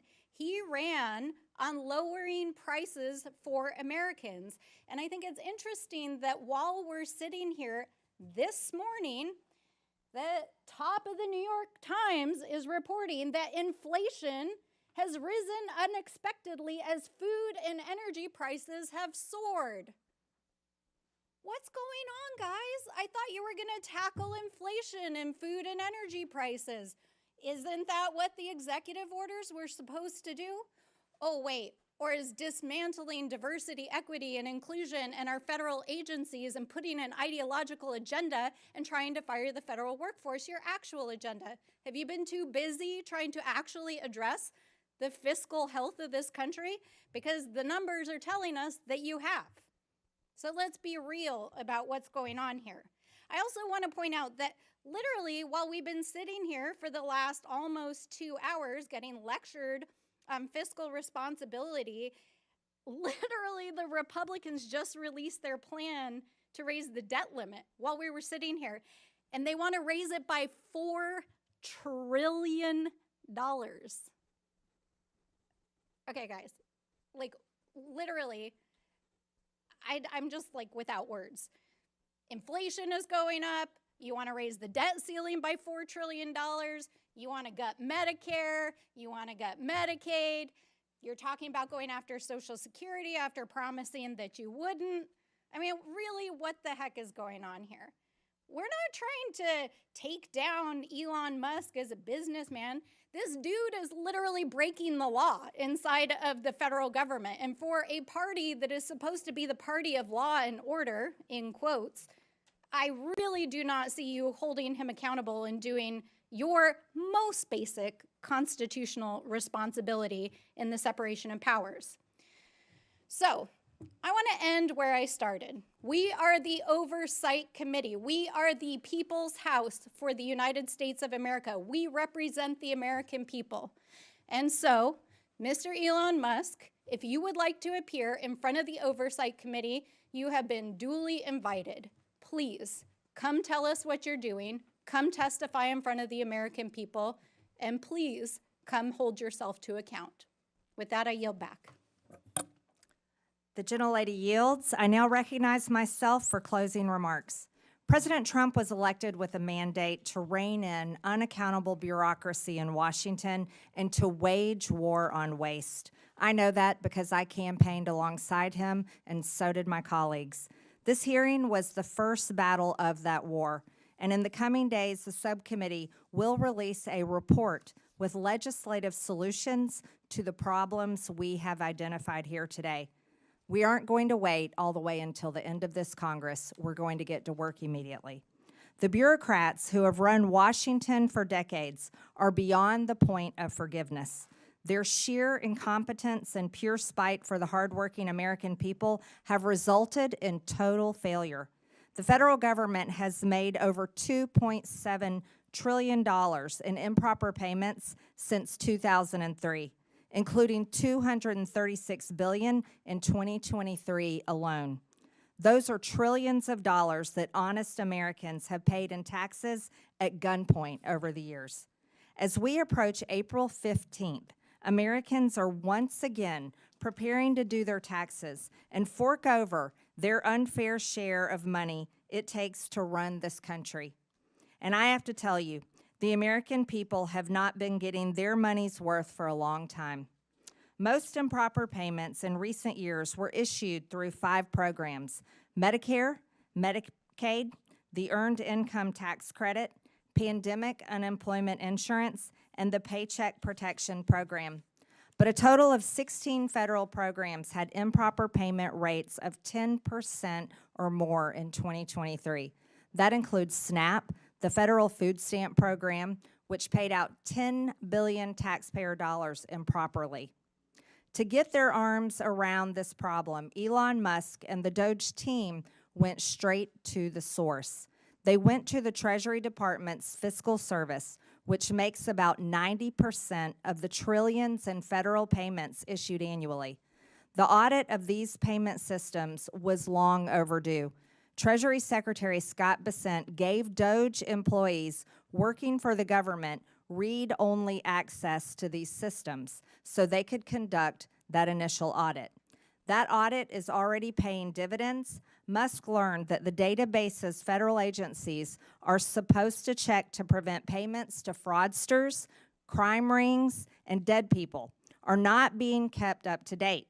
Going forward, we are going to get more mileage out of these do-not-pay databases. That means fewer improper payments and less fraud and waste of taxpayer dollars. Despite this fraud that's already been revealed, a federal judge in New York issued a ruling last Friday that ran totally contrary to the will of the people. The judge blocked not only DOGE, but the Treasury Secretary himself from accessing his own agency's payment systems. That's absurd. Only career Treasury Department unelected bureaucrats can access the system, the judge ruled. This turns the Constitution on its head. We will hold this judge and others who try to stop the will of the people and their elected leaders accountable. As is written in the Federalist Papers, the judiciary has no influence over either the sword or the purse, no direction either of the strength or the wealth of the society. It may truly be said to have neither force nor will, but merely judgment, and must ultimately depend upon the aid of the executive arm for the efficacy of its judgments. But the whole DC swamp is freaking out that the unelected officials from DOGE were allowed access to these systems. That makes no sense. Federal judges were not elected. The Treasury bureaucrats were not elected. And they have failed to fix the problem that is enabling American taxpayers to be robbed. So why not bring in skilled outside experts like private companies and private citizens who are successful in the real world to do everyday work that we need to get done here, like audits? Of course, federal payment systems are only one link in the improper payment chain. We need to look at other links in the chain. We need better front-end identify verification to screen out fraudsters, and we need to close eligibility loopholes. That means not letting applicants self-attest to their own eligibility. And it means ending categorical eligibility, which lets someone who fraudulently qualifies for one federal benefit automatically get other federal benefits. Finally, we need to better coordinate fraud prevention efforts between federal governments and the states. These are all issues that we will be taking a hard look at in this committee and coming up with solutions to, including legislation and referrals to committees of jurisdiction that will deliver for the American people. With that and without objection, all members have 5 legislative days within which to submit materials and additional written questions for the witnesses, which will be forwarded to the witnesses. If there is no further business, without objection, the subcommittee stands adjourned.